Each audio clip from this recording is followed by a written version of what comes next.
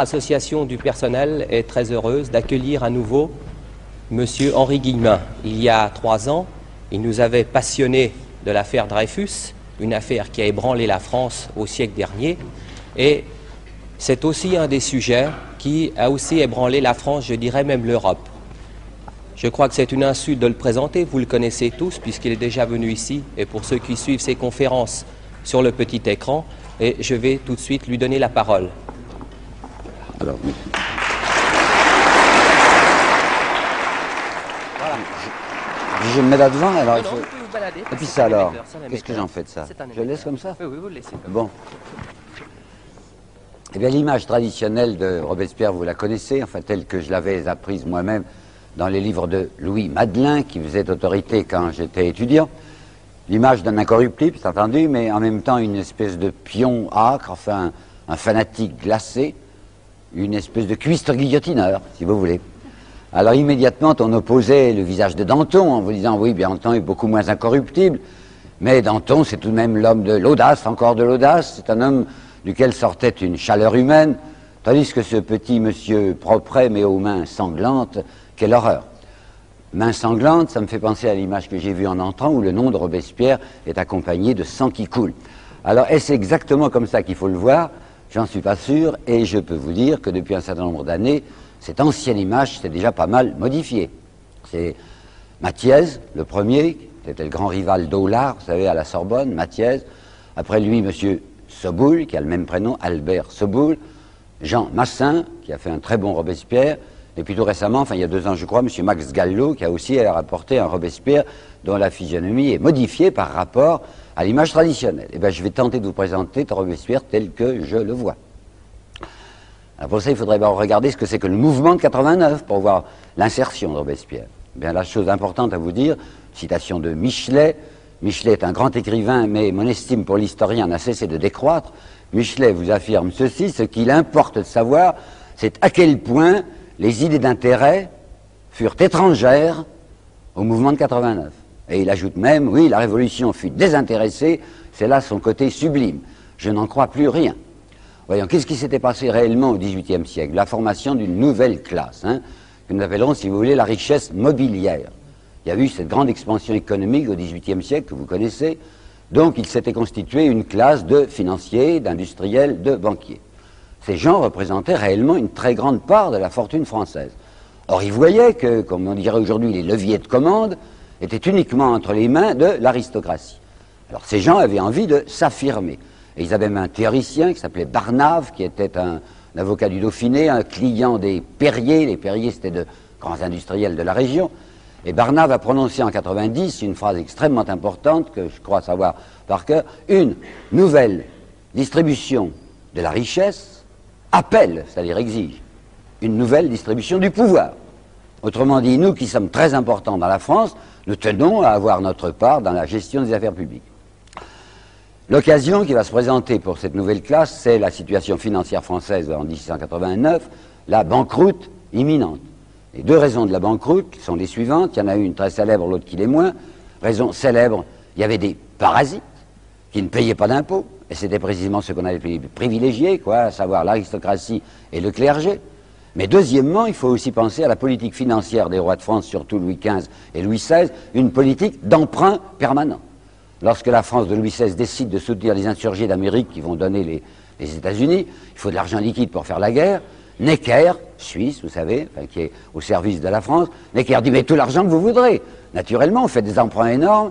Et je vous dirai entre parenthèses que Necker s'y retrouve personnellement parce qu'il fait semblant d'être désintéressé à ce moment-là, de n'être plus banquier, et il prête jusqu'à 14% à l'État français. C'est intéressant, quoi, un ministre des Finances qui fait du 14% personnellement, ce qui lui permettra d'acheter ensuite le château de Coppet. Bon, alors en 1789, vous avez la situation que voici: la moitié, c'est vrai ce que je veux dire, la moitié du budget des dépenses françaises passe aux arrérages de la dette. Situation éminemment malsaine. Alors vous pensez bien que ces industriels, enfin ces grands personnages, ces notables, ne vont pas eux-mêmes faire la révolution et descendre dans la rue. Il leur faut un bélier. Ben, le bélier est tout trouvé, c'est la petite plèbe, c'est le petit peuple. Si vous lisez un livre divertissant, et qui ne voudrait pas l'être, mais qui l'est tout à fait, un livre de M. Gaxot, de l'Académie française, sur la Révolution française, vous y lirez cette phrase surprenante: en somme, en 1689, l'ensemble était cossu. Je vous assure que c'est merveilleux de penser. L'ensemble était cossu. Alors vous voyez, quand on passe à des choses sérieuses, quelqu'un qui, Dieu sait, n'est pas un communiste, j'ai nommé M. Edgar Faure, qui a fait un très bon livre sur la chute de Turgot, et qui a cette phrase très importante, et d'un homme qui sait de quoi il parle. C'est vrai, la richesse française, la richesse nationale française s'était beaucoup accrue au XVIIIe siècle, et cela, écrivait Edgar Faure, avait abouti à faire les pauvres plus pauvres. M. Godchaux, encore aujourd'hui, je crois, doyen de la faculté des lettres de Toulouse, et qui a fait, dans une collection importante qui s'appelle les 30 journées qui ont fait la France, qui a fait le 14 juillet, nous apporte, lui, des chiffres. Alors, je vais vous donner quelques-uns de ces chiffres. Le travailleur, à ce moment-là, c'est quoi? C'est le travailleur des champs, surtout les journaliers. Mais il y a aussi plus de travailleurs des villes que l'on imagine. Il y a déjà des concentrations industrielles. Enfin, le travailleur des champs ou le travailleur des villes gagne à peu près 20 sols par jour au XVIIIe siècle. 20 sols, pouvoir d'achat actuel, 4 à 5 francs suisses, hein, à peu près. Bon. Ces gens ne gagnent leurs 20 sols que quand ils travaillent, bien entendu. Ben, il y a le dimanche et il y a énormément de fêtes chômées. Alors ces gens gagnent leurs 20 sols quand ils travaillent environ 320 ou 330 jours par an. De quoi se nourrissent-ils? Ben, ils se nourrissent avant tout de ce qu'on appelait la miche de pain. On ne parlait pas de kilos à ce moment-là, ça ferait une miche d'1 kilo.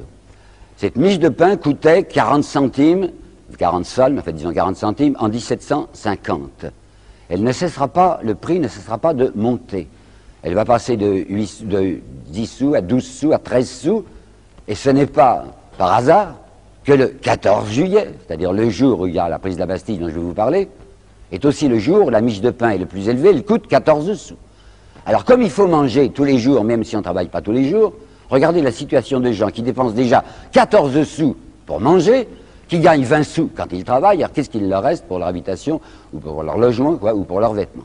Des gens donc très malheureux. Ce n'est pas étonnant que dans l'année 1788, il y avait pas mal de tumultes, des émeutes, des petites insurrections de la misère, et en avril 1789, les États généraux ne sont pas réunis, ils vont se réunir le 5 mai, en avril 89, à Paris, une très violente insurrection qu'on appelle l'émeute Révillon, quartier Saint-Antoine, quartier ouvrier, où il y aura, on fera donner la troupe, où il y aura environ 150 morts. C'est vous dire qu'il y avait là un bélier tout à fait disponible, c'est-à-dire de pauvres gens qui crevaient. Là, les notables qui sont réunis à Versailles d'abord, puis à Paris après, vous savez, c'est l'Assemblée dite constituante maintenant, les États généraux qui se sont transformés en Assemblée constituante, estiment que tout va bien. Le roi a en effet reculé, on va arriver à faire une constitution, et par conséquent, ces notables, c'est-à-dire la richesse mobilière, a l'impression qu'ils ont gagné. Quand brusquement, le 12 juillet 1789, le roi fait marche arrière, renvoie Necker, qui était au pouvoir et étant financier lui-même, favorisait les financiers, le roi renvoie Necker et met à la place un gouvernement que nous appellerons d'extrême droite, avec Breteuil. Situation dramatique, cette fois la bourgeoisie parisienne, la grosse bourgeoisie, la bourgeoisie d'affaires parisienne, décide de se lancer, pas elle-même bien entendu, mais de lancer le peuple contre la Bastille, qui était le symbole même de l'autocratie. On va armer le peuple, c'est très redoutable, hein. Et c'est dans la journée du 13 juillet 1789 qu'on va ouvrir les Invalides, où il y avait 30 000 fusils, des canons, de la poudre, et on va distribuer des armes aux pauvres gens. On notera par exemple que 2 Suisses, très importants, le banquier Pergaud et un autre banquier genevois qui s'appelle Delesser, Pergaud c'est un Neuchâtelois, sont là parmi les gens les plus incandescents, qui ont ramassé des fusils et qui les distribuent aux gens qui passent devant chez eux. Vous avez Boscari, qui est un agent de change et un futur membre de l'Assemblée législative, agent de change, qui lui aussi ne va pas se battre, c'est pas convenable, mais distribue des fusils.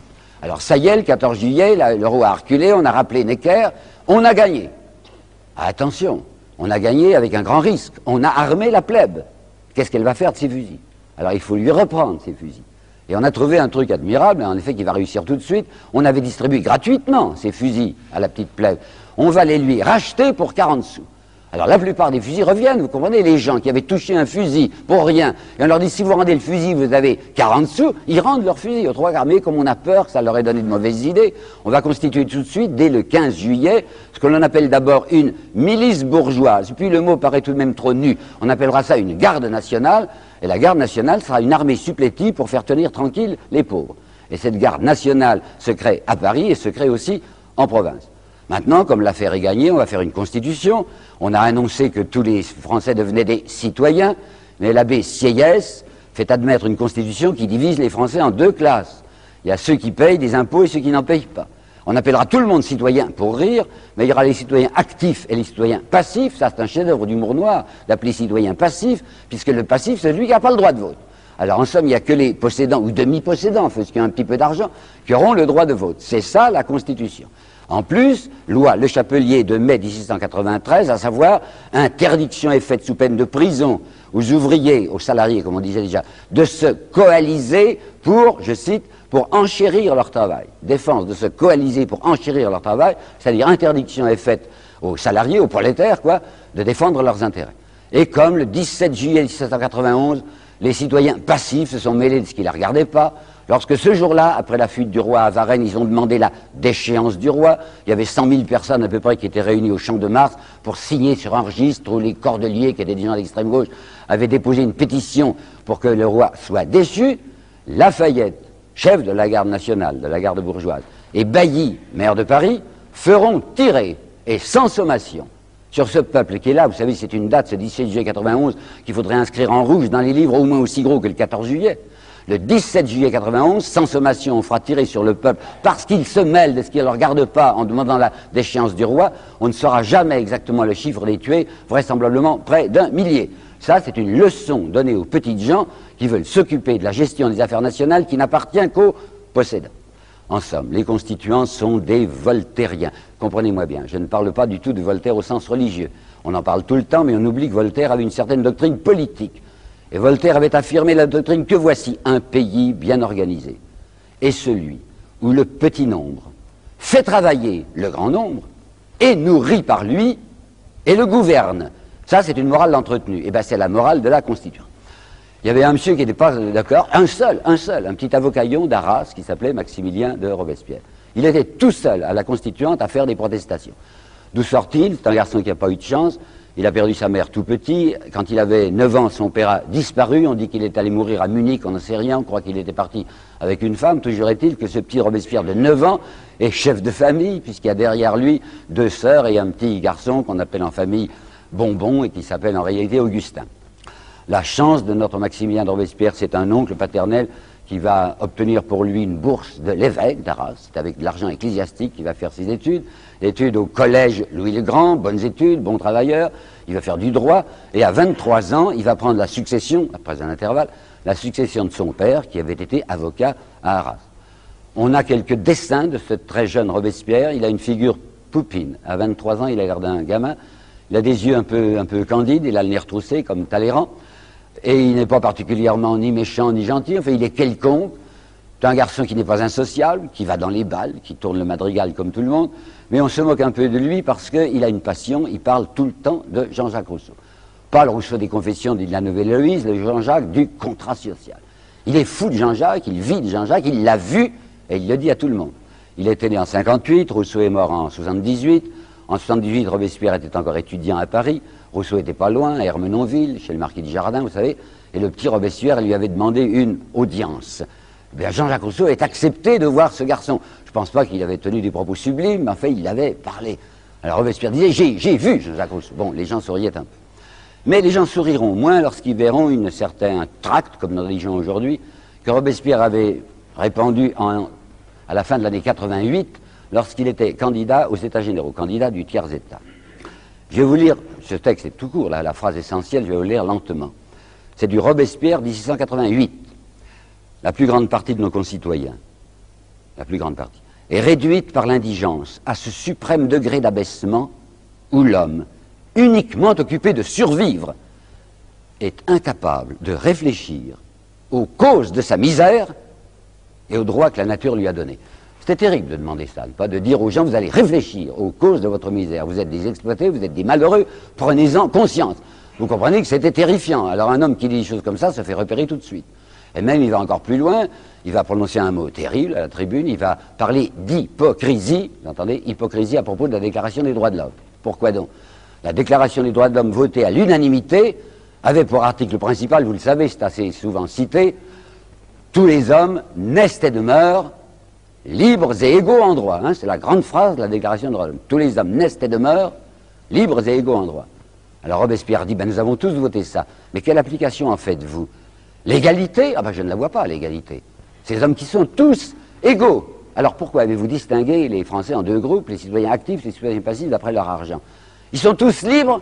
Eh ben, il y a aussi des citoyens noirs, puisque la France avait à ce moment-là encore quelques colonies, surtout dans les Antilles. Il avait demandé l'abolition de l'esclavage. Le lobby colonial était extrêmement puissant à la Constituante, avec Lafayette, entre autres, s'y était absolument opposé. La Constituante a maintenu l'esclavage. Et Robespierre disait, hypocrisie de dire que tous les hommes, puisque les hommes noirs, vous voulez laisser en esclavage. Et puis il y a d'autres esclaves qui ne sont pas noirs, qui sont blancs. Ce sont ces ouvriers auxquels vous interdisez de se coaliser pour défendre leur salaire. Je dis donc le mot hypocrisie parce que ni l'égalité ni la liberté ne sont respectés par vous. Il avait compris aussi ce que c'était que la fédération.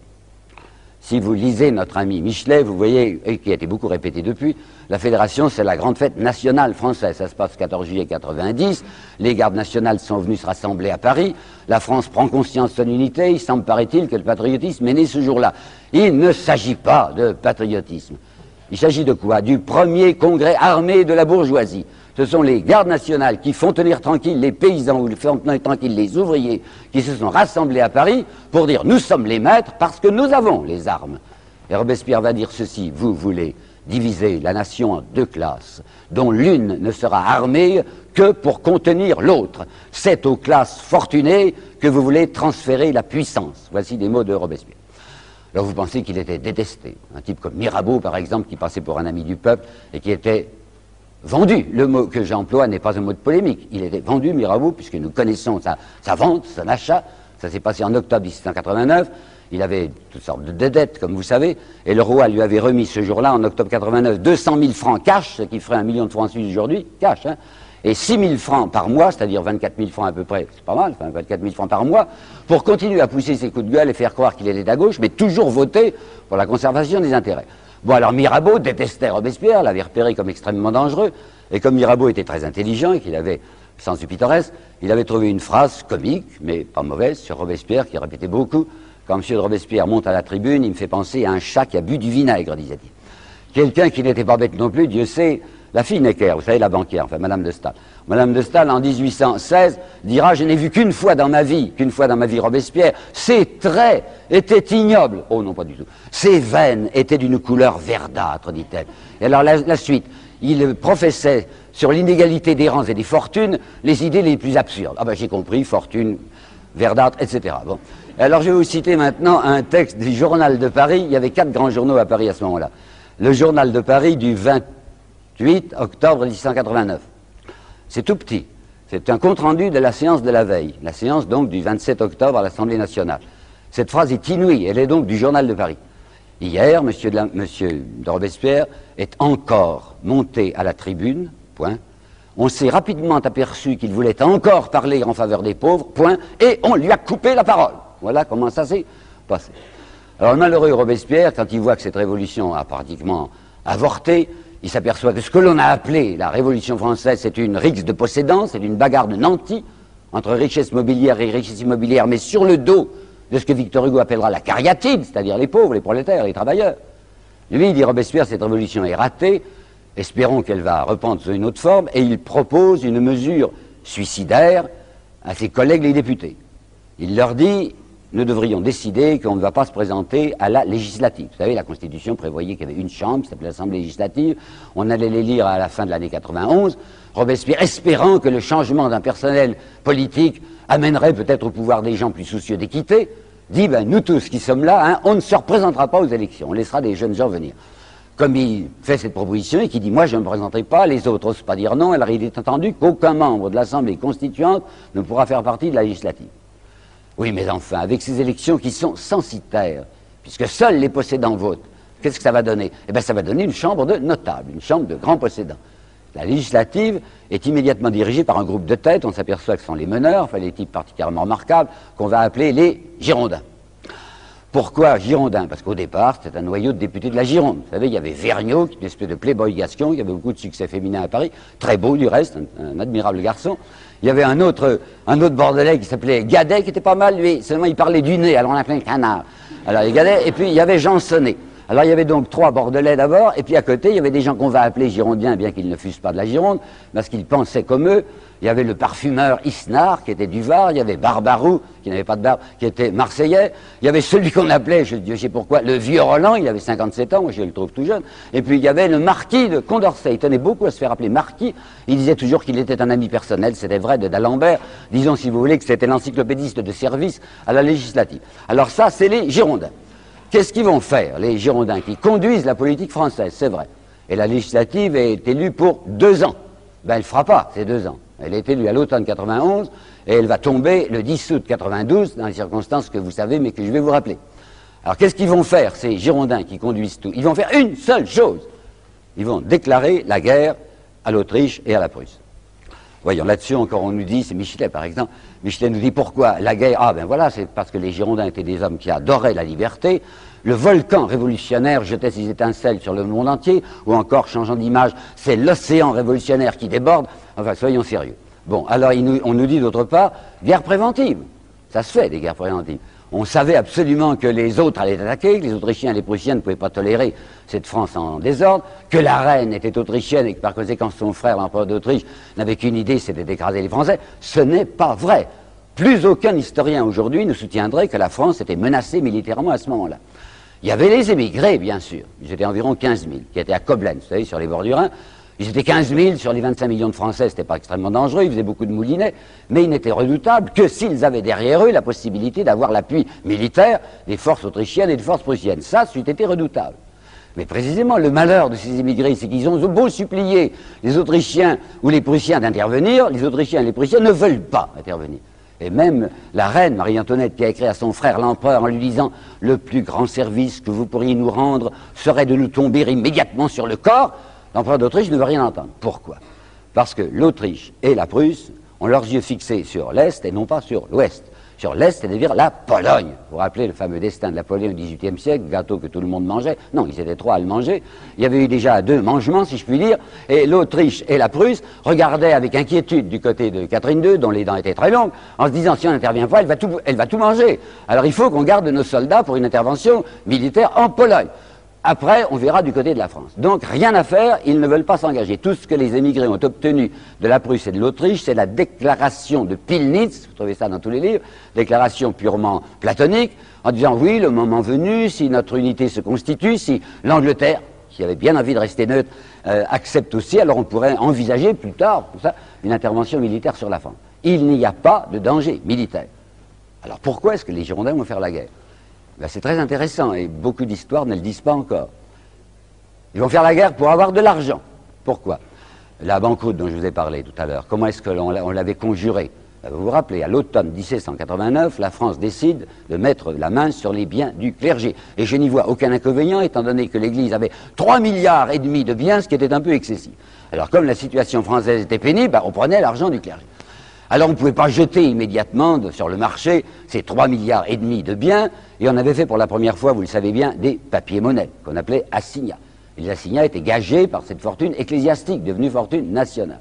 Ça s'était passé à l'automne 89, et nous en sommes maintenant à l'automne 91. Et bien la planche d'assignats a déjà tellement bien tourné qu'il y a 1 milliard 900 millions, 1 milliard et 900 millions d'assignats en circulation. Et l'assignat commence à perdre de sa valeur. C'est-à-dire qu'en 91, si vous arrivez dans une banque avec un assignat de 100 francs et que vous demandez 100 francs or, on vous donne 80 francs. L'assignat a déjà perdu du 20%. Si on continue, il n'y a pas de raison pour que ça s'arrête, si on continue à faire tourner la planche d'assignats comme ça, dans 6 mois, il n'y a plus de gage. Par conséquent, c'est la monnaie qui tombe. Il faut faire de l'argent. Ben, on ne peut plus en trouver du côté du Quirin à tout prix. Mais heureusement, il y a les Rhénans à côté de la France, il y a les Belges qui ont pas mal d'argent, eh bien on va les prendre le bien d'autrui. C'est exactement ça. La guerre des Girondins, c'est une guerre de rapine. Et il ne faut pas que je me mette à affirmer des choses aussi affreuses sans apporter immédiatement des preuves. Alors je vais vous les donner, les preuves. 14 décembre 1791, nouveau ministre de la guerre, il s'appelle Narbonne, il est très bien avec les Girondins. Narbonne, c'est l'amant numéro X de Madame de Staël, elle trouvait plus drôle de faire l'amour avec un ministre, elle l'avait fait ministre de la guerre. Alors, le 14 décembre 91, il est à la tribune, ce Narbonne, et il dit la phrase suivante, qui est à l'officiel, hein, que vous pouvez vérifier. Il faut faire la guerre, point. Le sort des créanciers de l'État en dépend. Ben, on ne peut pas être plus net, n'est-ce pas? Si on ne fait pas la guerre, le sort des créanciers de l'État, il est fichu. Le 29 décembre 91, Brissot, qui est apparenté, comme nous dirions, apparenté aux Girondins, lui aussi fait cette déclaration. Écoutez bien, la guerre est indispensable à nos finances et à la tranquillité intérieure. Je vous demande de garder la tranquillité intérieure dans un coin de votre mémoire. Indispensable à nos finances et à la tranquillité intérieure. Alors, il y a toujours ce gêneur, en fait, qui est toujours là pour empêcher de danser en haut, c'est Robespierre, qui va encore faire une protestation pendant 1 mois et demi. Il n'est plus député, puisque c'est la législative, mais il a sa tribune des Jacobins. Et décembre 91, janvier 92, Robespierre fait une charge permanente et à fond contre l'idée de la guerre. Et qu'est-ce qu'il dit? Son premier argument, c'est si vous voulez faire cette guerre d'agression, vous reniez. Pourquoi reniement? Parce que la Constituante, à un moment où vous n'avez pas besoin d'argent, avait accepté, à l'unanimité, de voter une proposition de Robespierre. Ça s'était passé en mai 90, 23 mai, je crois, 90, et Robespierre avait fait voter par la Constituante ceci: la nation française déclare solennellement qu'elle ne fera plus jamais de guerre d'agression. Ce monsieur Gaxot, dont je vous ai parlé tout à l'heure, dans ce gentil livre sur la Révolution française, dit c'était une sottise humanitaire que proposait Robespierre. Alors je vous demande de réfléchir un instant à ce qui ça serait passé si la France avait réellement fait ce que Robespierre lui demandait. Qu'est-ce que c'était que la politique internationale à ce moment-là? Comme aujourd'hui, c'était la jungle, les gros mangeant les petits. La France, je ne suis pas particulièrement chauvin, mais enfin la France, à ce moment-là, représentait la première nation d'Europe, la plus peuplée, 26 millions d'habitants, celle qui était soi-disant la plus lettrée. Eh bien, si la France avait réellement, à partir de 1790, décidé que plus jamais elle ne ferait de guerre de conquête et de guerre d'agression, il me semble qu'un pas ait été accompli dans le sens de la civilisation. Bon, alors on avait voté parce qu'à ce moment-là, il n'y avait pas de problème de guerre. Mais maintenant que la guerre s'imposait pour des raisons financières que vous avez vues, reniement, disait Robespierre, vous avez promis que la France n'attaquerait pas et elle va attaquer. Les Girondins disent, ce que répétera M. Michelet, c'est une guerre de générosité que nous faisons, c'est pour répandre nos idées. Et Robespierre disait, mais parfait, mais envoyez donc des émissaires partout, mais n'envoyez pas des soldats, parce que personne n'aime les missionnaires armés, dit-il. Et les soldats qui vont arriver avec l'idée de la liberté, soi-disant au bout de leur baïonnette, on sait très bien ce qu'ils font, les soldats. Ils vont tuer d'abord, c'est leur métier, ils vont piller, ils vont violer. C'est la meilleure façon de faire détester nos idées. Troisièmement, disait Robespierre, voyons, avec quoi voulez-vous faire la guerre? On ne fait pas la guerre avec une armée sans cadre. Et il n'y a plus de cadre. Quand tout à l'heure je vous parlais des immigrés, qui étaient 15 000, c'était quoi les immigrés? C'était presque tous des officiers. Alors je vais vous donner un chiffre encore. C'était sur Bonaparte que j'ai découvert ça. Bonaparte était à ce moment-là lieutenant au 4e régiment d'artillerie, et j'ai vu dans la correspondance de Bonaparte, je vais lentement, hein, j'ai vu dans la correspondance de Bonaparte qu'en janvier 91, il y avait au 4e régiment d'artillerie 80 officiers. Janvier, 80 officiers. En novembre 91, il y a 14 officiers. Il en reste 14 sur les 80. Ben, ce qui se passait au 4e régiment d'artillerie devait se passer dans des tas de régiments. La plupart des émigrés avaient émigré, des officiers avaient émigré, donc pas de cadre. Alors Robespierre dit, vous faites la guerre dans des conditions telles que le désastre est infaillible. Et il ajoute, se rappelant ce qu'il avait vu le 17 juillet 91, quand Lafayette avait fait tirer sur le peuple, il dit, faites attention, vous avez réparti les forces françaises en 3 groupes. Il y a l'armée Rochambeau, il y a l'armée Lafayette, l'armée Luckner. Si jamais l'armée Lafayette remporte un succès, craignez que Lafayette ne transforme ses soldats en des prétoriens et ne revienne sur Paris à la tête de ses troupes pour nous imposer le gouvernement de son choix, qui serait la dictature militaire. Et dit Robespierre, il n'y a pas de pire despotisme que le despotisme militaire, ce qui n'était pas mal vu. Bon, alors maintenant, 4e remarque, il dit ce que vous proposez, c'est une guerre de diversion. Une guerre de diversion. Quoi donc? Le prix du pain avait bien baissé à la fin de l'année 89 et encore à 90, donc il n'y avait plus de problème social, les gens mangeaient à peu près. Mais voilà qu'en 91, le problème s'était de nouveau posé, soit que la récolte était déficitaire, soit que des gens aient accaparé les blés, comme l'avait fait Necker, c'était une des origines de sa fortune. Necker accaparait le blé, disait il y a 10 aides, quand le prix était monté, il le remettait sur le marché à un prix supérieur. Toujours est-il que les gens ne mangeaient plus en 91. Alors de nouveau, agitation sociale. Boscari, dont je vous ai parlé tout à l'heure, l'agent de change, en février 92, arrive les yeux hors de la tête à la tribune. Il est maintenant député de la législative, puisqu'il n'était pas député de la constituante. Il était en même temps commerçant, l'agent de change. Bon, il avait un magasin d'épicier. Et il dit, c'est passé une chose épouvantable, ce matin, des ménagères sont entrées dans mon épicerie et ont volé des piles de savon. C'était vrai, c'était une chose extrêmement indigne. Il avait annoncé une augmentation massive du prix du savon. Les femmes ont pris ça très mal, c'était venu voler le savon, ce qui était déjà très coupable. Mais alors, ce qui se passe le 3 mars 92, tout à côté de Paris, c'est infiniment plus grave. C'est à Étampes que ça se passe. Les ouvriers agricoles d'Étampes, qui ne mangent pas à leur faim, sont venus trouver le maire. Le maire s'appelle Simoneau, c'était un petit industriel, c'était un tanneur.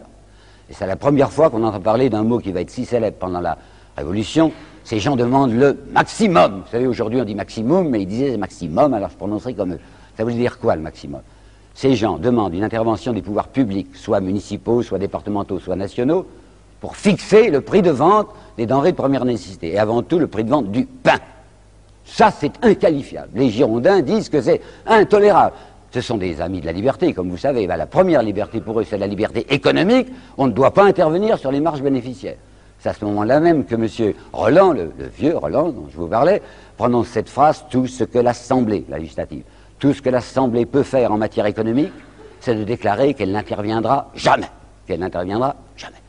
Alors, comme le maire leur dit: non, non, n'y comptez pas, ça, jamais je ne taxerai le pain, les types qui crèvent le tuent.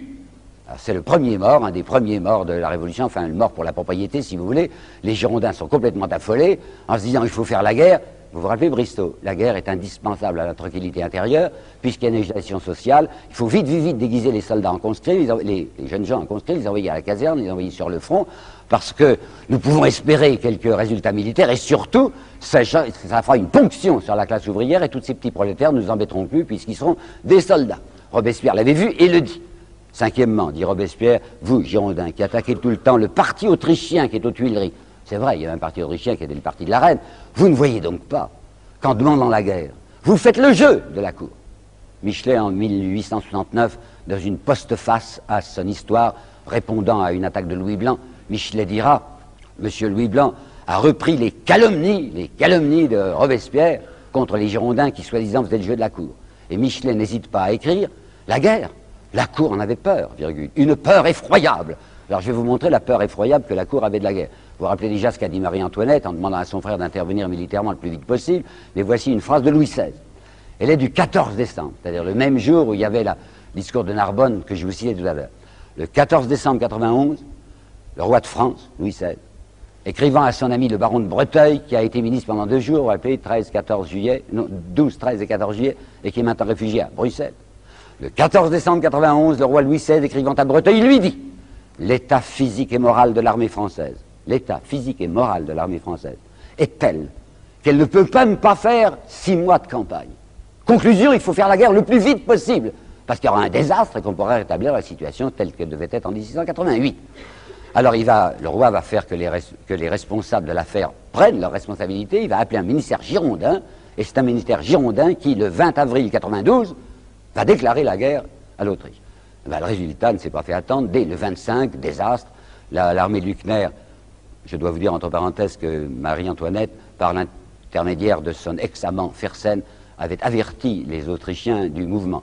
On a le petit billet où il dit à Fersen: l'armée de Luckner va faire mouvement, avertissez qui de droit.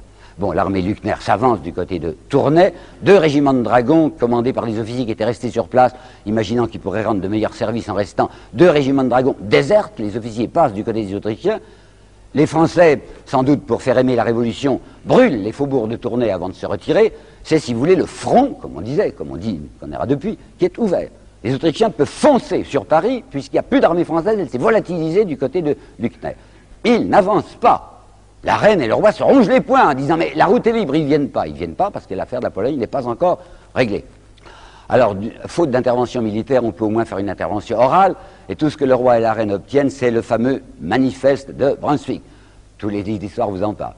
Manifeste de Brunswick, déclaration signée, rédigée, mais surtout signée par le chef du corps expéditionnaire prussien qui s'appelait le duc de Brunswick. Avait collaboré à la rédaction de ce document un Genevois qui s'appelait Mallet-Dupan, je me demande ce qu'il faisait là-dedans, enfin il avait du style, alors il écrivait. Et qu'est-ce que c'était cette déclaration? C'était une mise en garde adressée aux Parisiens. Si jamais, avant notre arrivée, disaient les Austro-Prussiens, vous faites le moindre outrage au roi et à sa famille, Paris sera livré à une totale subversion. C'est extrêmement dangereux d'écrire ça, puisque les envahisseurs annonçaient qu'ils avaient partie liée avec la cour. Ils comptaient sur des Français terrorisés, se mettant à plat ventre devant eux. Le résultat a été une indignation furieuse des Parisiens en disant: enfin, ça ne passera pas comme ça.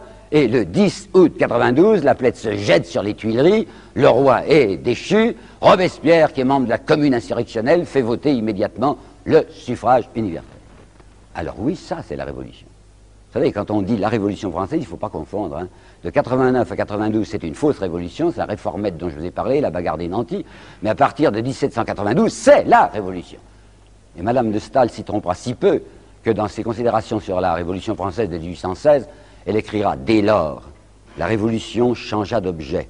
Les gens de la classe ouvrière s'imaginèrent que le joug de la disparité des fortunes allait cesser de peser sur eux. » Et en d'autres termes, plus imagés, Chateaubriand dira dans une phrase trop peu citée que je trouve admirable des Mémoires d'Outre-Tombe, à partir du 10 août 92, les sabots frappaient à la porte des gens à souliers.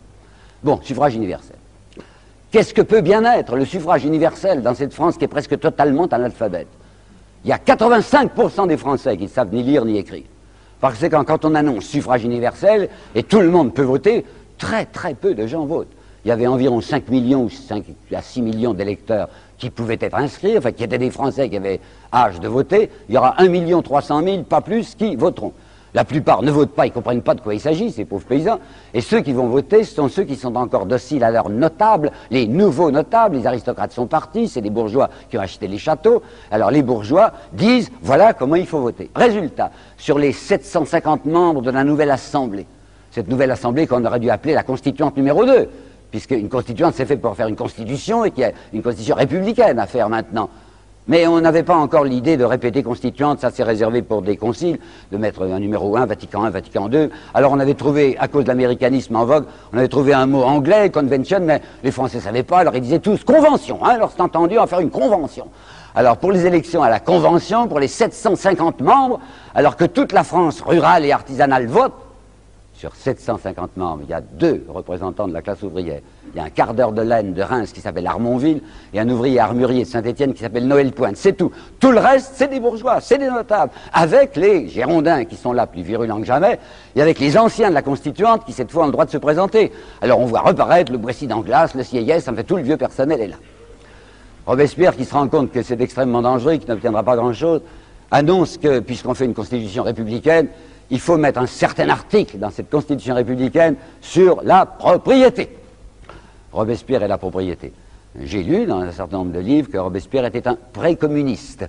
Moi, je croyais que le communisme était un collectivisme, c'est-à-dire que c'est la nation qui s'empare des éléments de production. Jamais Robespierre n'a songé à ça. Robespierre est rousseauiste, si vous avez eu le contrat social qui, de ce côté-là, est assez enfantin.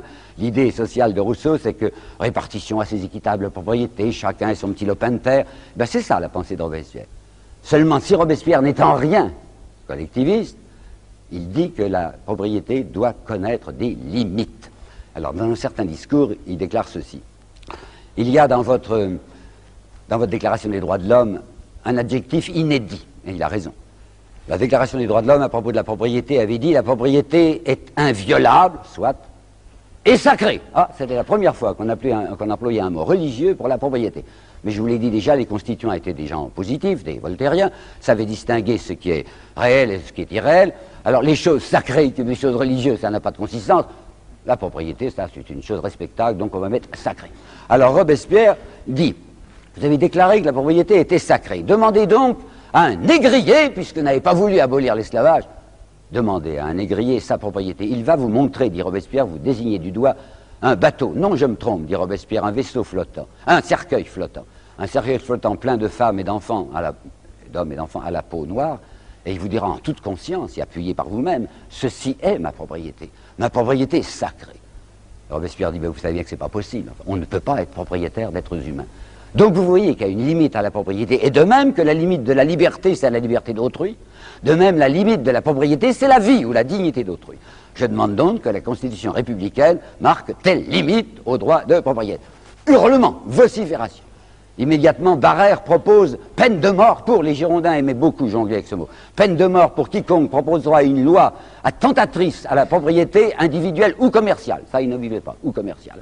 Et puis, comme on arrive à l'anniversaire de la mort de Simoneau, vous savez, le pauvre tanneur qui s'était fait liquider l'année précédente, les Girondins organisent une grande fête qu'on va appeler la fête des lois. Fête des lois ou fête des morts, enfin en l'honneur du martyr de la propriété. Et pour ce jour-là, les Girondins ont fait modifier les custons républicains, qui, depuis septembre 92, étaient liberté, égalité, fraternité. Fraternité, c'est un mot de trop, et les Girondins mettront sur les écussons, ce jour-là, liberté, égalité, propriété. Et à partir du mois de mai 1793, c'est une offensive, suivez-moi bien, c'est une offensive des Girondins pour appeler la province à se lever contre Paris. Pourquoi? Parce que Robespierre est député de Paris.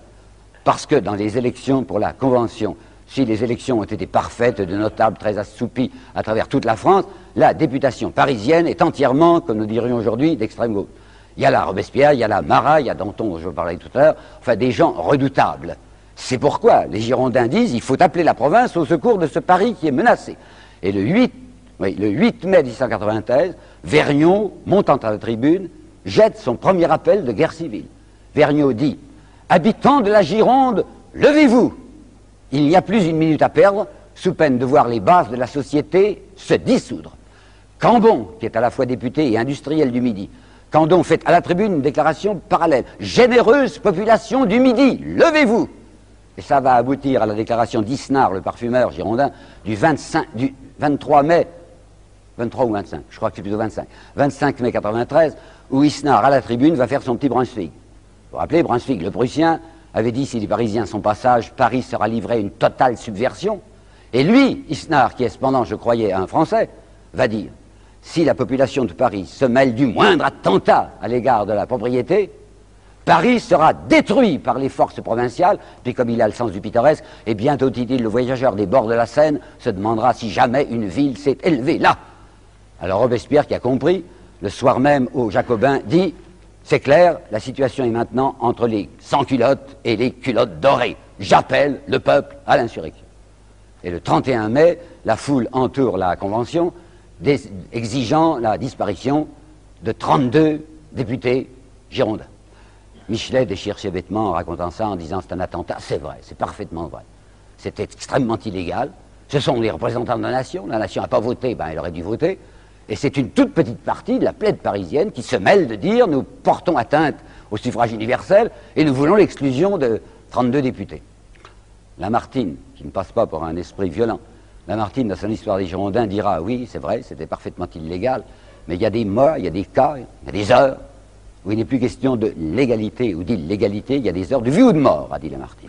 Or, le 31 mai 1793, la situation de la France était telle que si on n'avait pas agi contre les fauteurs de guerre civile, puisque les Girondins appelaient à la guerre civile, c'était non seulement la fin de la République, mais aussi la fin de la France, signé Lamartine.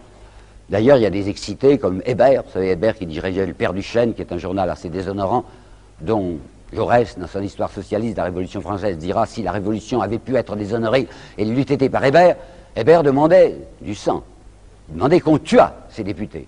Et c'est Robespierre, écoutons du reste, qui s'y sont absolument opposés en disant « Ah non, surtout pas une goutte de sang, je ne demande même pas qu'on les mette en prison. » Robespierre disait « Nous les excluons », qui est déjà très raide, 32 députés qui sont exclus, on leur demandera simplement de donner leur parole d'honneur qu'ils ne quitteront pas leur maison, pour les aider à tenir leur parole d'honneur, mettre un gendarme dans la maison, mais enfin, ils seront là, quoi, chez eux, tranquillement chez eux. C'est vrai que Lamartine a raison. Il faut que je vous rappelle, la situation de la France à ce moment-là, c'était une des pires que mon pays ait jamais connue. Robespierre s'était méfié des généraux, et il avait quelques raisons, parce que Lafayette, qui commandait un des 3 corps d'armée, quand il avait vu arriver le 12 août, c'est-à-dire la République, avait trouvé cette République inacceptable, et le 19 août 92, donc 9 jours après l'insurrection parisienne, ce chef de corps d'armée française avait déserté. Robespierre était passé de l'autre côté. Il n'avait pas offert ses services à l'ennemi, mais il avait dit « Je ne me bats plus, je ne veux plus défendre un pays qui ne m'intéresse pas. » Mais Dumouriez, l'année suivante, avait fait bien pire.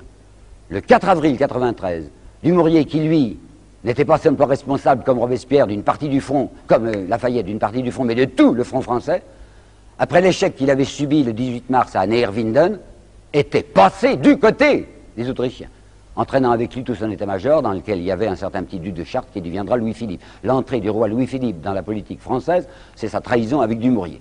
Eh bien, toujours est-il que Dumouriez est passé de l'autre côté, a offert ses services à l'envahisseur, qui du reste ne l'utilisera pas, on le verra reparaître que beaucoup plus tard. Le front était crevé, et à ce moment-là, l'affaire de Pologne était réglée. Et cette fois, les Austro-Prussiens vont avancer. Bon, alors, péril terrible sur Paris. Deuxièmement, le 10 mars 93, et je vous explique la situation fin mai, début juin, le 10 mars 93, tous les départements de l'Ouest avaient pris feu. C'est ce qu'on appelle, d'un mot simplifiant, la Vendée, l'insurrection de Vendée, Or, vous savez où ça se trouve, la Vendée à un certain point français, mais en réalité, c'est la Bretagne aussi, il faudrait dire Bretagne et Vendée, qui avait pris feu. Là, je tiens à vous dire très rapidement une rectification.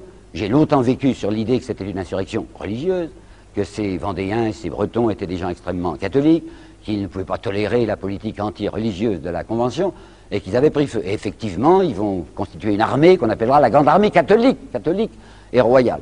Ce n'est pas vrai, ça ne s'est pas passé comme ça. Il n'y avait plus de persécution religieuse en 93, à cause de Robespierre. Robespierre était franc-maçon, il était donc non catholique, mais il ne voulait absolument pas qu'on persécute quiconque pour ses opinions religieuses. En revanche, en 90, 91, 92, il y avait eu de la persécution religieuse. Quand on avait décidé la constitution civile du clergé, et autant je vous ai dit tout à l'heure que je trouvais normal que la nation prenne les 3,5 milliards de biens du clergé, autant je trouve parfaitement anormal que des laïcs sans mandat décident une réforme de l'Église. Ça ne les regarde pas. Il fallait au moins consulter le pape, au moins les fidèles. Pas du tout, les constituants avaient dit ça se passera comme ça et comme ça. Alors il y avait la moitié du clergé français qui n'avait pas marché, on appelait ça les prêtres réfractaires, et je vous assure que les Girondins, qui étaient furieusement anti-religieux, avaient poussé avec violence à la persécution anti-religieuse. Est-ce que les Vendéens avaient bougé? Absolument pas. Et c'est maintenant qu'on ne persécute plus les prêtres que les Vendéens bougent. Pourquoi? Parce que je vous l'ai dit, c'est le 1er mars 93 que les Autrichiens ont enfoncé le front français. Parce que le territoire français est menacé, parce que la Convention vient de demander une levée générale, on n'ose pas encore parler de conscription, mais on dit qu'il faut que tout le monde défende le sol national, et quand on demande aux paysans de Bretagne ou de Vendée de prendre les armes pour aller défendre cette frontière de l'Est, ils ne savent même pas où c'est, pas question. La Vendée et la Bretagne se peuplent d'objecteurs de conscience, des gens qui ne veulent pas marcher, qui ne veulent pas aller se battre. Toujours est-il, ces départements sont à feu et à sang. Hein. Et les Girondins, il y a Vergniaud et quelques-uns qui étaient d'honnêtes gens, qui, ayant donné leur parole d'honneur, ont maintenu leur parole d'honneur, n'ont pas bougé, d'ailleurs ça leur coûtera la tête. Mais la plupart des autres, malgré leur parole d'honneur, sont partis. Et qu'est-ce qu'ils ont fait? Les Girondins ont eu à ce moment-là parti lié avec les royalistes et ont mis en insurrection tous les départements où ils étaient importants. Si bien qu'au 1er juin 1693, 60 départements sur les 90 départements français sont en état d'insurrection. Vous voyez la gravité de la situation. Il y a quelqu'un à ce moment-là qui est très important, dont je ne vous ai pas encore parlé, c'est Danton. Je n'en ai pas parlé parce que je réservais pour maintenant, et c'est en effet à partir de 93 qu'il va avoir un grand rôle.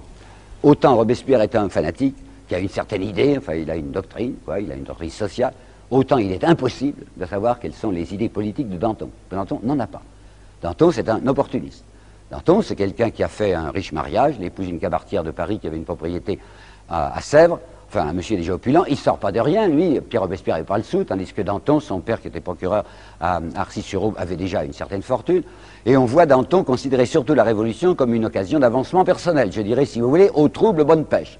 Et effectivement, Danton, qui est un disciple de Mirabeau, va être lui aussi acheté. Ne croyez pas que je fais de la polémique. Preuve, le 10 mars 91, Mirabeau est encore vivant, il n'en a plus pour longtemps. Ça, il va mourir le 2 avril, il va mourir entre deux putains, enfin on meurt comme on peut, mais il était encore vivant le 10 avril. Et bien le 10 avril 91, Mirabeau écrivait à Lamarque. Lamarque, c'était un monsieur, un Belge du reste, qui était chargé par le roi de gérer sa liste civile. Le roi avait une belle liste civile, 25 millions de l'époque, ça fait plus de 100 millions d'aujourd'hui, c'était pas mal. Alors avec cette liste civile, il pouvait se payer des collaborateurs. Mais évidemment, plus les consciences étaient élevées, plus le prix était cher. Vous avez vu ce qu'avait coûté la conscience de Mirabeau, à peu près 1 million. Alors le 10 mars 91, Mirabeau écrit à Lamarque, selon vos instructions, hier 9 mars 91, j'ai remis 30 000 livres à M. Danton. Donc Danton est acheté par la cour en secret. Et c'est là où, vous savez, souvent on me dit, vous êtes l'homme des petits papiers, il ne faut pas regarder ça. Les petits papiers, ça apprend des tas de choses. Et M. Mathiez avait été voir les petits papiers d'Arcis-sur-Aube, là où Danton avait sa origine familiale. Et il a trouvé qu'à la fin de l'année 91 et début de l'année 92, Danton s'était très joliment arrondi. Il avait acheté l'ancien prieuré ecclésiastique de Nuisements, il avait acheté Saint-Jean-du-Désert, il avait acheté une magnifique gentilhommière au centre d'Arcis-sur-Aube avec de vastes communs et de grandes dépendances et un beau parc, juste à côté du pont d'Arcis-sur-Aube. Enfin, la Révolution rapportait. On sait par Alexandre Lameth, dont les mémoires parurent sur la Restauration, que Danton politiquement disait comme ceci: je déteste leur sale démocratie, à propos de Robespierre, sale démocratie, je ne veux pas de leur république de Visigoth. Voilà la politique Danton. Danton était très intéressé par les affaires de fournitures militaires. Aujourd'hui, c'est fini, on ne s'enrichit plus dans les fournitures militaires, mais à ce moment-là, vous n'imaginez pas ce qu'on faisait. Il y avait un certain abbé, l'abbé d'Espagnac, dont monsieur dont M. Mathiez a suivi les comportements. L'abbé d'Espagnac, qui était un fournisseur militaire, se faisait, suivez-moi, je vous dis les chiffres fournis par M. Mathiez, se faisait de 5 à 6 millions de l'époque, et pas, il ne se faisait jamais payer un assignat, hein, toujours numéraire, 5 à 6 millions par mois de bénéfices dans les fournitures d'usine. C'était le meilleur ami de Danton. Danton ne le quittait pas. Et dès que Dumouriez était entré en Belgique, Danton et Dumouriez étaient en cheville. Danton faisait des voyages permanents entre la Belgique et la France. Il avait eu un incident à Béthune un jour où il rentrait dans sa petite calèche personnelle, suivi de 2 fourgons. Les douaniers inconvenants lui avaient demandé d'ouvrir les fourgons. On avait trouvé un fourgon plein de dentelles, un autre fourgon qui était plein d'argenterie. Qu'est-ce que c'est? Danton avait dit ça, c'est des biens nationaux. Ah bon, biens nationaux. Alors il était rentré et cet homme, ce Danton dont je vous parle, avait décidé que la situation devenant très dramatique, et allant devenir très dramatique, il était important peut-être qu'il en profitât. Alors il s'était fait nommer au comité de salut public, que l'on avait créé le 6 avril 1893, et il était devenu pratiquement le personnage le plus important. En avril 80. Mais cette situation dramatique qu'il avait espéré maîtriser devenait de plus en plus dramatique, si bien qu'au renouvellement, le renouvellement était mensuel, chose que j'ai longtemps ignorée. Le comité de salut public est renouvelé mois par mois. Quand on nous dit qu'il a une dictature, minute, et il a une dictature morale, mais il est perpétuellement contrôlé par la Convention, puisque tous les mois, il est ou reconduit ou changé. Le 10 juillet 93, il y a renouvellement du comité de salut public. La situation est devenue tellement tragique que Danton se dit, il faudrait peut-être mieux pour l'instant que je m'esquive, que je me place dans la coulisse. Il ne peut pas le dire ouvertement, il a son idée derrière la tête et il explique à ses camarades, c'était un homme, vous savez, très jovial, qui tapait sur le ventre de tout le monde, qui le tutoyait, qui racontait beaucoup d'histoires graveleuses. Enfin, il avait une grande popularité et il venait de se remarier. Il avait perdu sa première femme, la Cabartière, en février 93. Il avait d'elle 2 enfants qu'il adorait, il aimait beaucoup ses gosses, il aimait beaucoup sa femme, il a trompé tout le temps, mais il l'aimait bien. Enfin, elle était morte en février 93, et Danton n'est pas quelqu'un qui peut supporter un long veuvage, si bien que veuf en février, il se remarie en juin, il la prend plus jeune, elle a 15 ans et demi, et il explique à ses camarades, il explique à ses amis de la Convention, jouissant de la popularité que vous lui connaissez, il dit, écoutez, tout de même, enfin, je viens de me marier, elle a 15 ans et demi, j'ai tas de choses à lui apprendre, vous allez me donner un petit congé. Alors tout le monde dit, mais oui, Danton, bien sûr, ça y est, il part, le 10 juillet 93, il n'est plus au pouvoir. Et Danton a dit, le seul qui soit digne de me remplacer, c'est Robespierre. C'est un beau cadeau à faire à Robespierre que de lui confier le pouvoir dans une situation pareille. Robespierre se dérobe. Il refuse d'entrer au comité de salut public. Il y a peut-être une raison de peur, oui, parce que la situation était trop dramatique, mais il y a une autre raison que je n'ai appris que dans le livre de Massin, qui est extrêmement éclairant, c'est la santé de Robespierre. Je crois, il me semble bien, que Robespierre devait être un tuberculeux. Le 12 juin, aux Jacobins, il avait dit « Je crois que je vais démissionner ». Il y a 5 ans que cet homme était sur la brèche, il est tout le temps fiévreux. « Je n'ai plus la force de continuer mon travail », avait-il dit. Le 12 juin. Puis il avait fini par ne pas donner sa démission, il refuse d'entrer au pouvoir le 10 juillet, il a honte, et le 27 juillet, une vacance vient de se produire, un nommé Gasparin s'est retiré du comité de salut public, tout le monde à l'Assemblée crie « Allez, Danton, allez, Robespierre, à vous !» Il y entre. Il va rejoindre les 3 qu'il avait délégués avant lui, c'était Couthon, c'était Saint-Just, c'était Bon-Saint-André, le pasteur Bon-Saint-André, qui est un homme très remarquable sur lequel il n'y a pas encore d'études suffisantes. Il va rejoindre ses camarades au comité de salut public le 27 juillet 93, et peut-être savez-vous déjà que quand on va le tuer, le 9 Thermidor, c'est le 27 juillet 94. Donc quand Robespierre entre au pouvoir, il a très exactement 1 an à vivre, et pas un jour de plus. Alors c'est peut-être le moment de regarder d'un peu plus près ce gringalet aux yeux pâles. Eh bien, il habite chez un menuisier, Duplay, vous savez, c'est à partir d'octobre 91 qu'il est là.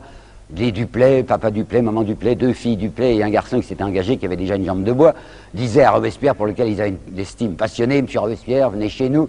Robespierre a dit « Oui, oui, si vous voulez, mais alors je paye ». « Oh, pas question », avait dit Duplay, « quel honneur ». Et en effet, les Duplay n'étaient pas pauvres. On dit menuisier, c'est vrai, mais ce n'était pas un artisan menuisier, c'était un patron menuisier qui avait 8 ouvriers. Alors Robespierre accepte d'aller vivre chez eux à condition de payer son entretien. Ils sont très embêtés, mais Robespierre payera, il y tient. Alors il s'est logé tout au sommet de la maison.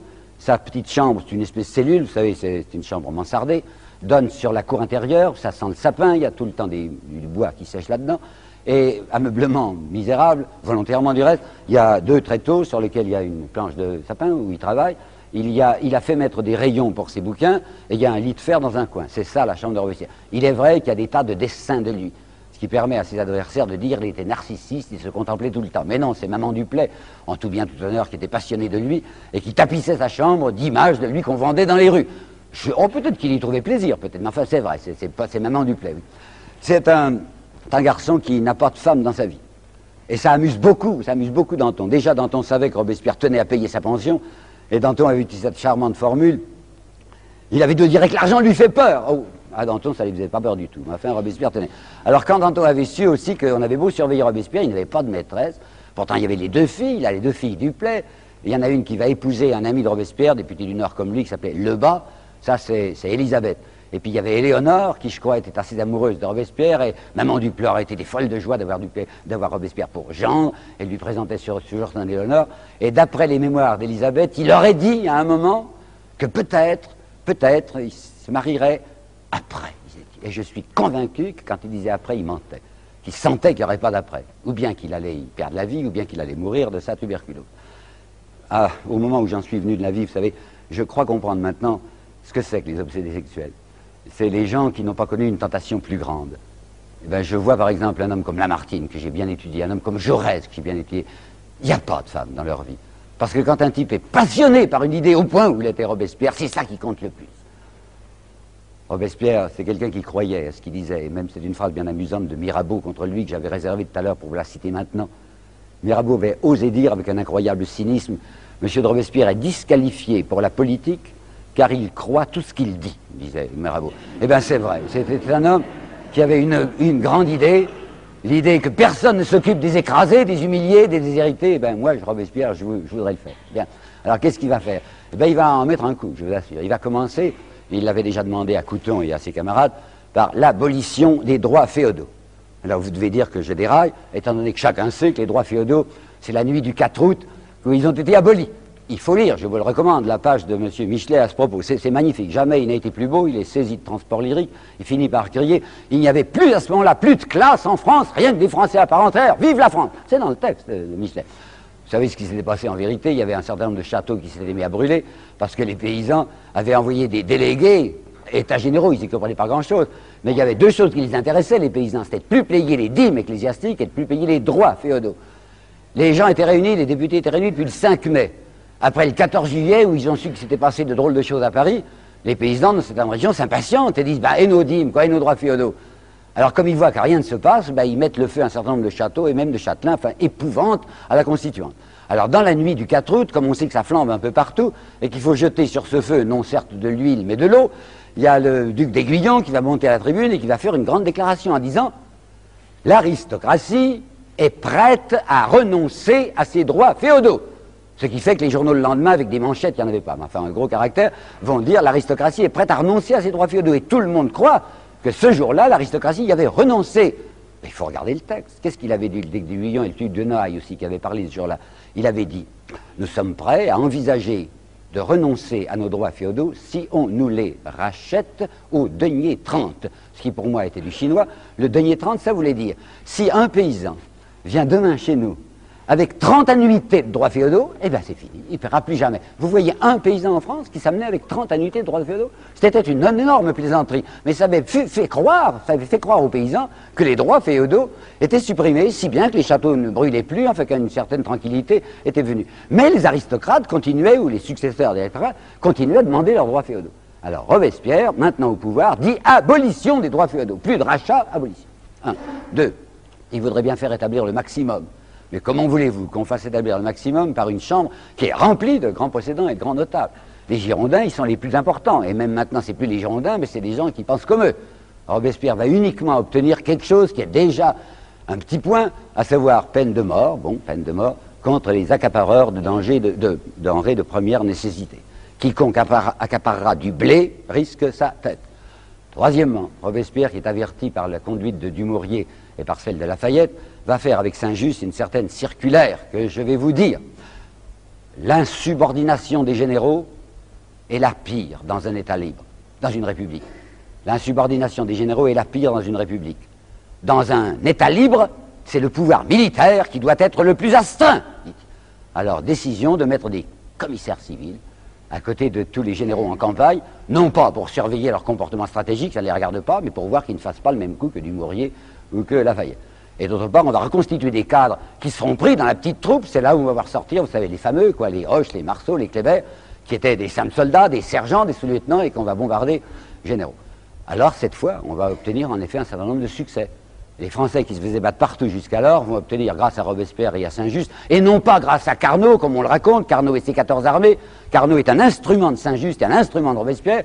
On va obtenir la victoire de Hondscott qui va délivrer Dunkerque, la victoire de Wattignies qui va délivrer Maubeuge, et Hoche est en train de constituer à Strasbourg une armée assez puissante pour reconquérir l'Alsace, sur laquelle les Autrichiens sont entrés. Enfin, Robespierre va supprimer, pour le plus grand deuil de Danton, les fournisseurs militaires. C'est-à-dire que l'État passera directement ses contrats, ne passera plus par l'abbé d'Espagnac et autres. Et il va faire établir 3 usines nationales, les premières, 3 usines nationales d'armement, 2 usines à Paris et une usine à Brest pour l'armement maritime, ce qui fait pousser des hurlements aux industriels en disant quoi, alors l'industrie privée est menacée par l'industrie d'État, c'est intolérable. Mais Robespierre jouit d'un tel prestige qu'il n'y a pas moyen de dire le contraire. Alors Danton, qui s'était persuadé qu'une fois Robespierre au pouvoir s'y tuerait, enfin glisserait sur toutes les peaux de Balin, Danton va essayer à 3 reprises de le faire tomber. Je dirais ça très rapidement. Danton va commencer le 1er septembre par une opération étrange que voici. Le 1er septembre, une nouvelle arrive à Paris et je reconnais qu'elle était énorme. Robespierre s'était méfié des généraux à juste titre et il avait oublié, ce qui était un grand tort, il avait oublié les amiraux. Il y avait la flotte française de Méditerranée qui protégeait les côtes de Provence contre la flotte anglaise qui était là. Et le 28 août 93, les 2 amiraux de la flotte française, l'amiral Chosgros et l'amiral Trogoff, avaient rendu les navires français aux Anglais et avaient aidé les Anglais à occuper l'arsenal de Toulon. C'était pas mal de la part de ces amiraux. Alors quand cette nouvelle catastrophique arrive à Paris, Danton y voit l'occasion d'un soulèvement. Et c'est Danton qui réunit le peuple devant l'hôtel de ville en accusant de la manière la plus directe le comité de salut public, puisqu'il n'en fait pas partie et que Robespierre est le numéro 1, le comité de salut public de mollesse. Et c'est Danton qui déjà était l'initiateur du tribunal révolutionnaire créé à sa demande le 9 mars, alors que j'avais toujours cru moi que c'était Robespierre, tribunal révolutionnaire. Non, c'est Danton qui l'avait créé le 9 mars. Ce 1er septembre, Danton prononce la parole suivante. L'heure est venue d'une 3e révolution. Je me demande ce que ça peut signifier.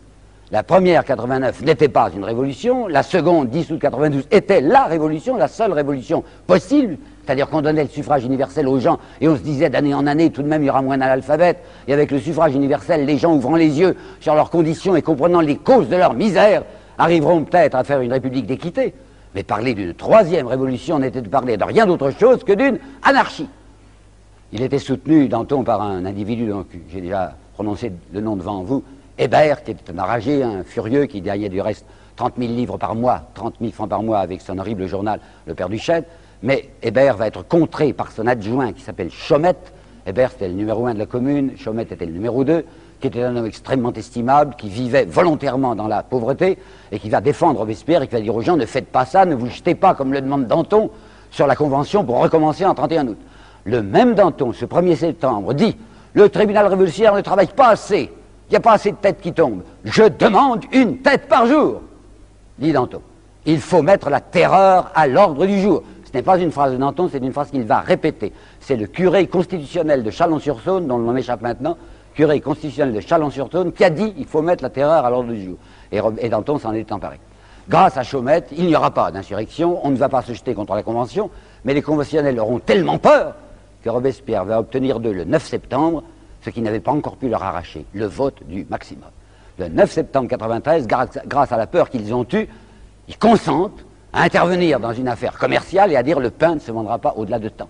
Et comme une disposition légale n'est appliquée que si on surveille l'application, Robespierre fait créer une petite armée, 4000 hommes, qu'on appellera armée révolutionnaire, mais qui aura du canon avec elle.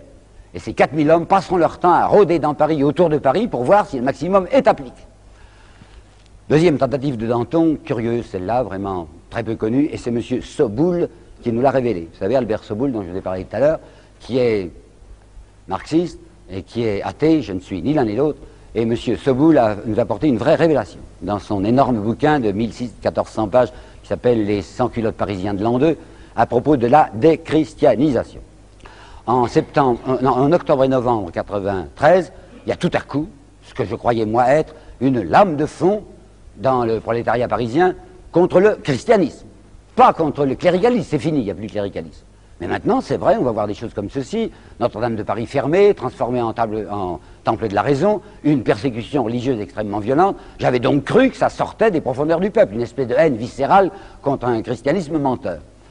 Ce monsieur Soboul, marxiste et athée, qui a fait une énorme recherche parmi les procès-verbaux des assemblées populaires de Paris, des Cordeliers, des Jacobins, tous les petits groupes locaux des arrondissements, déclare « J'ai tout étudié, c'est un travail de bénédictin, vous savez. Dans aucun procès-verbal de réunion populaire, jamais, je n'ai vu qu'il fût question de déchristianisation.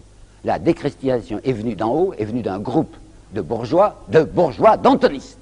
Le premier qui a lancé l'idée, c'est Fabre d'Églantine. Fabre d'Églantine, qui est un escroc qu'on va bientôt arrêter, c'est lui qui a inventé, vous le savez, le calendrier révolutionnaire. C'est très beau.